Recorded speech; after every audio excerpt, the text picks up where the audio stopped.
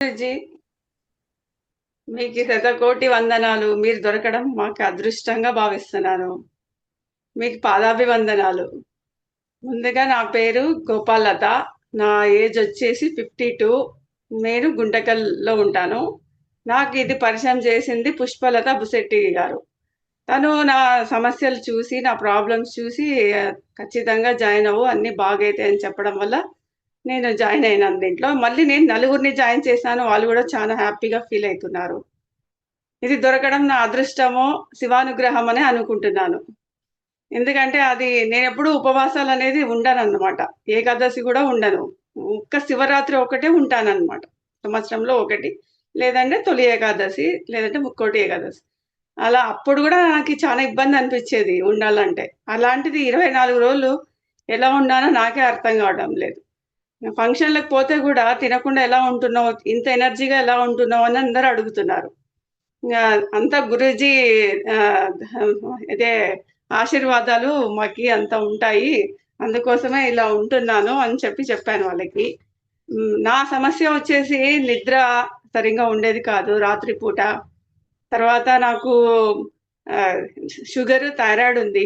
Sugar tablet లేట్‌గా వేసుకుంటే కొంచెం కళ్ళు తిరిగేదనమాట. అలాంటిది 24 డేస్ నుంచి నేను ఒక్క షుగర్ టాబ్లెట్ గాని తీసుకోలేదు. అయినా గాని ఫుల్ ఎనర్జీ, కళ్ళు తిరగడం గాని ఏది జరగలేదు. ఇంచ్ లాసెస్ అయినాను. నాకీ మంచి అవకాశం దొరికిందని భావిస్తున్నాను. దీ నాకు కుంభమేళ అవకాశం వచ్చినందుకు ఇంకా సంతోషంగుంది. నేను అనుకోలేదు ఎప్పుడు కుంభమేళ పోవాలని కూడా అనుకోలేదు. ఇది శివానుగ్రహమే అనుకుంటున్నాను గురూజీ. అసలు మీరు దొరకడమే నాకొక శివానుగ్రహం అనుకుంటున్నాను.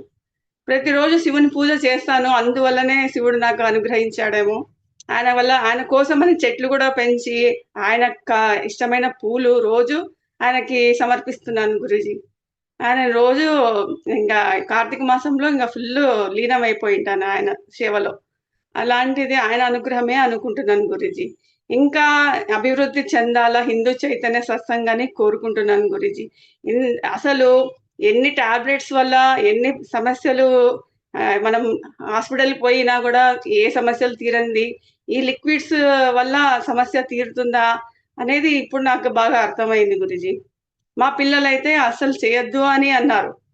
"నీకి ఇన్ని ప్రాబ్లమ్స్ ఉన్నాయి, కాళ్ళు నొప్పులున్నాయి, ఇన్నున్నాయి మీరు చేయనే చేయొద్దు" అన్నారు. నేను వాళ్ళకి సరేలే అని చెప్పాను ఊరికే. మళ్ళా ఒప్పుకోరు వాళ్ళు ఊకే సతాయిస్తారని. కానీ నేను వాళ్ళకి చెప్పకుండానే ఇది కంటిన్యూ చేశాను గురూజీ. నేను సెకండ్ లెవెల్ గూడా జాయిన్ అవుతాను గురూజీ.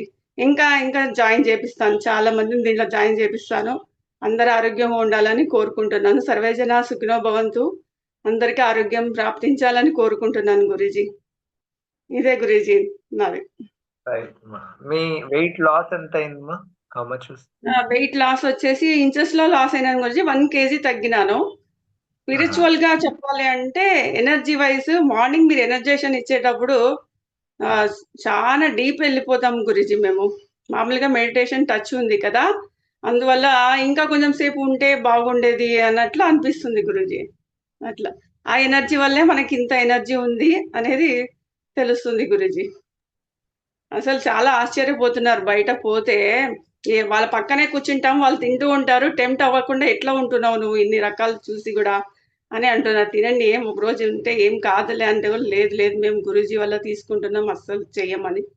మేమంతా ఒక బ్యాచ్ తయారైనాం గురూజీ. పుష్పలత వీళ్ళంతా అందరూ ఒకటే ఫంక్షన్స్‌కెళ్తాము. అందరు మేము గ్లాసులు పట్టుకొని అంటే అందరొచ్చి అడగడమే. "ఏమి మీరు ఏం చేస్తున్నారు? తినకుండా గ్లాసులు పట్టుకొని అందరూ మీరు" అని చెప్పేసి ఆశ్చర్యపోతున్నారందరూ. అట్లా. అంతే గురూజీ.